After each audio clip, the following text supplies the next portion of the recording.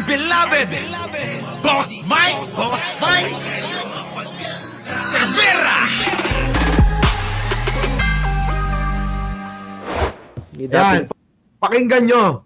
Etong si Bongo, mga kababayan, pakinggan natin yung pagkakataon na ipaliwanag niya naman yung side niya at bigyan natin ng reaksyon. Ulitin ko, mga kababayan, lawakan natin ang pangunawa kung meron ba talagang laman yung sinasabi niya. Isipin natin maigi yan, mga kababayan, ha? Isipin natin, ha? Oo. Mamaya, basta. Eh, ang gusto ni Manong mahilig daw ako mag-travel. Sabi niyang ganun. Basta. Eto na. Pasok. Eto na, Bongo. Final sa amin ni dating Pangulong Duterte at sa kapamilya ko. 2 Trillanes, you are barking at the wrong tree. Kung seryoso ka talaga, bakit di mo kasuhan yung mga totoong mga corrupt talaga? Bakit di mo kasuhan yung mga financials mo? Nako! Yung mga contractor. Alam mo yun. Kita mo na. Nakailang buwan na tayo dito sa pagdidinig sa Senado. Ilang hearings na po. Lumalabas naman yung totoo. Sino yung mga contractor? Yung talagang may-ari. Contractor daw, contractor. Sila mismo yung may kontrata. Sila yung mismong kumikita. Sila yung contractor. Sila pa yung congressman. Sila yung habulin mo, Trillanes. Kasi naiiyak ka na. Eto hindi nyo ba napansin? Style Duterte talaga.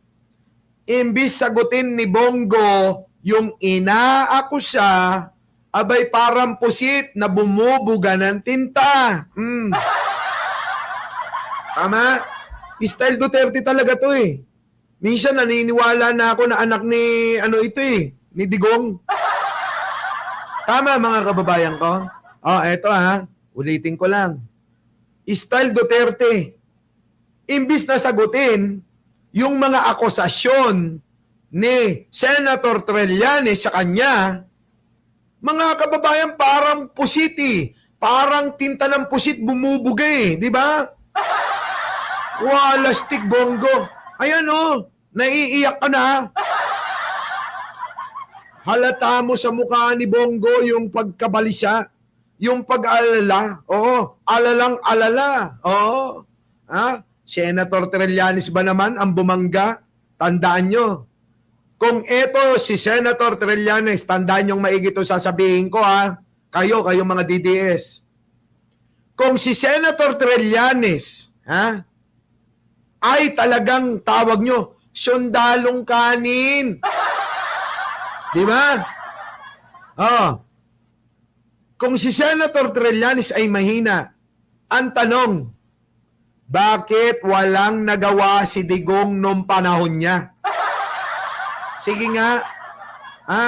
Dahil si Digong, ang kaya niya lang yung mga mahihina, mga babae, ganon. Di ba? Yun lang yung kaya niya. Pero ang tanong ko sa inyo, nakaupo na itong mga Duterte kasama na si Jack Ma. Yan. Ang tanong ko, bakit kung talagang may kasalanan, si Digong noon, si Trillanes noon, bakit wala kayong nagawa? Kayong mga kampo ni Duterte. Di ba nakakahiya? Ngayon, yung taong pinipilit nyo na ibagsak, ibaba, siya ngayon ang dumodorog sa inyo. Dahil, hindi ganti.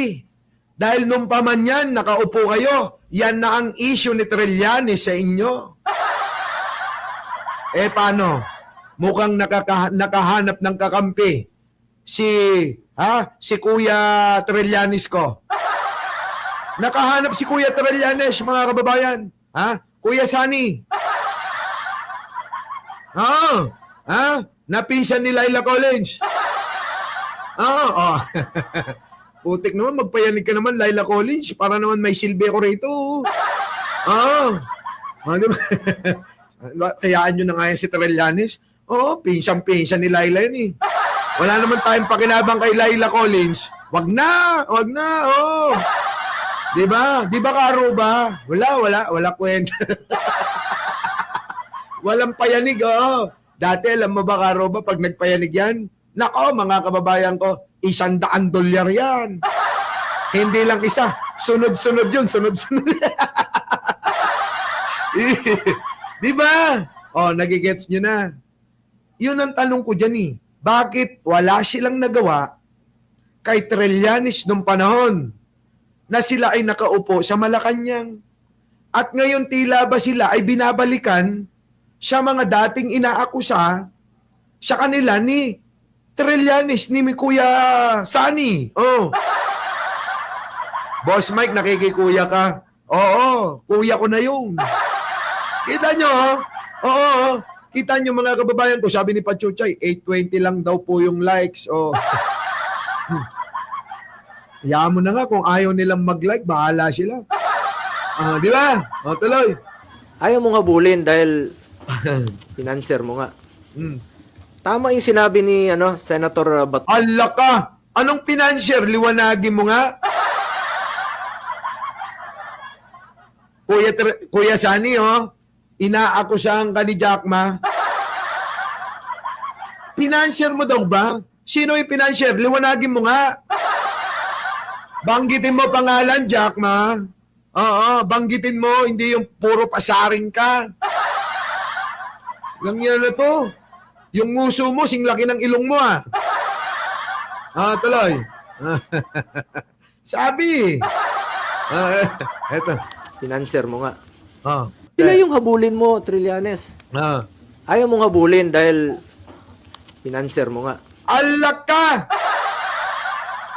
Diba? Parang pusit lang, na hindi sinasagot yung aligasyon sa kanila, kundi nagtuturo ng iba. Jackma, Bongo, a-advisean lang kita. Tulad ng pag-a-advise ko kay Manong Bongbong kahapon. Jackma, pwede ba? Pwede, ha? Huwag kang salita na wala ka na mga ebidensya. Imbis na ngumaw-ngaw ka at maging opensa ng opensa, abay dumipensya ka muna. Diba? Opensa na ng opensa, hindi pa nga niya nadidepensahan yung sarili niya. Ang sabi ni Trillanes, ikaw ang mastermind. Ikaw ang bumuo ng sindikato. Na hanggang ngayon, magkakasama kayo. Mukhang naagaw lang ang pagiging leader. Oo. Kaya ngayon, nagagalit ka. Kanino? Diba? Diba? Nagagalit ka kay Martin Romualdez, yun ba? Yun ba yung kongresista na tinutukoy mo? Ganun talaga eh. Oo. Kung sino ang malakas ngayon. Kung sino speaker, di ba? Kung sino ang malapit sa presidente. Parang ikaw, di ba? Parang ikaw. Si Manong Bongbong, malakas ba si Martin sa kanya? Hindi. Kaya nga sinibak eh. Graceful exit ang nangyari kay Martin Romualdez. Aminin nyo na kasi. Kayong mga Martin, aminin nyo na. Kahit itanong nyo pa sa baklang matabayan eh. At saka sa auntie ni Jojo Chavez eh. Diba? Tanungin nyo. Kita. Sasabihin nila, nga eh. Kaya lang eh. Sayang eh. Sayang na sayang. Sayang na sayang lang. Diba? Diba? Iba kapag ka makakati ang mga kamay, mga kababayan. Ito na. Tama yung sinabi ni Senator Bato. Nano? Noon na may mga financer ka. Nako, nandamay ka pa. Wala ka palang personal knowledge. Dinamay mo pa si Kalbo. Huwag mo nga dinadamay si Kalbo. Si Bato, busy-busy yun. Nagpapaorasyon.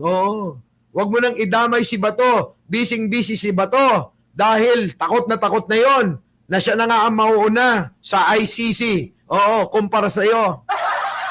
Mahuhuli ka raw eh. Oo, kaya nagpapa-orasyon at bendisyon. Kita niyo mga kababayan ko. Ayan si Bato. Ini-istorbo mo si Bato eh, Bongo. Anong bato na sinasabi mo? Si Bato, bising-busy, nagpapaorasyon kay Brother Eddie. Brother Eddie, ipakita mo nga ang orasyon na ginagawa mo kay Bato. Kasi mukhang na-chismis ni Villanueva sa tatay niya at saka kay Bato. Sabi ni Villanueva kay Bato, Bato, may ibubulong ako sa iyo. Dati ako ay tad-tad ng kaso. Nakaw dito, nakaw doon kay Napoles at saka sa TESDA. Yun ang mga akusa. Nagnanakaw daw ako. Kaya lumapit ako kay Papa. Sabi niya, Papa, bendisyonan mo na ako. Kaya wag na kayong magtaka kung lumapad ang noo niya. Sa kakapahid at kakamasahe, kakabendisyon ng tatay niya. Maligtas. Siya sa mga akusasyon sa kanya. Kita niyo yung noon ni Villanueva? Kaya naubos ang harapan nun kasi kakahimas ni Brother Eddie.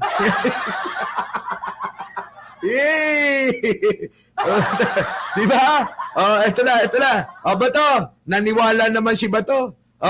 Kaya kahit sa kusina na lang, sabi niya, sa pagmamadali ni Bato, Brother Eddie, kahit dito na lang sa kusina, sige na, bilisan mo na.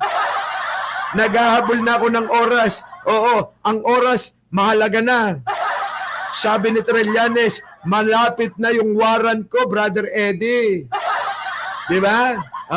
Kaya yan, nagpabindisyon. Ayan. Ay, nako! Diba?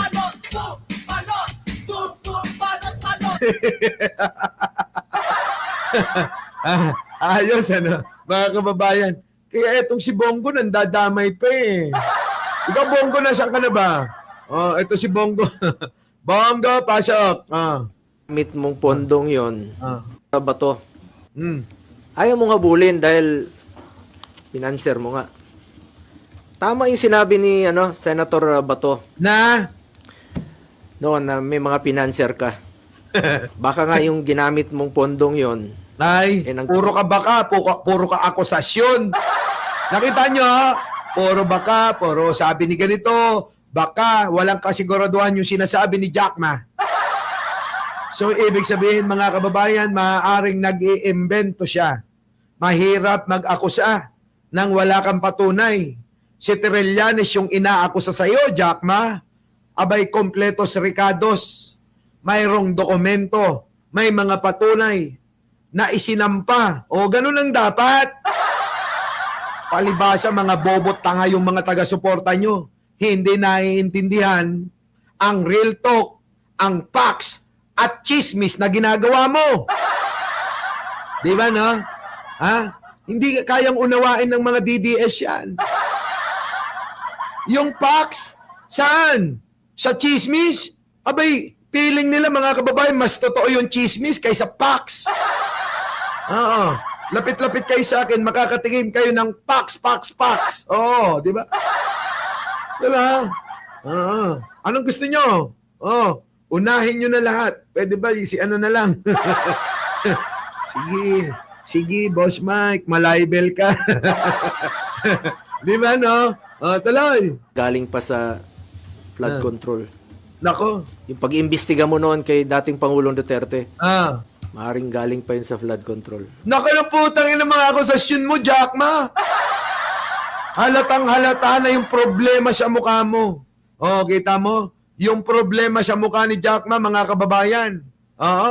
Talagang ganito pa lang itsura kapag nalulungkot. Si Jack Ma. Imagine nyo na. Kasi madalas kung makita si Jack Ma, nakangiti siya.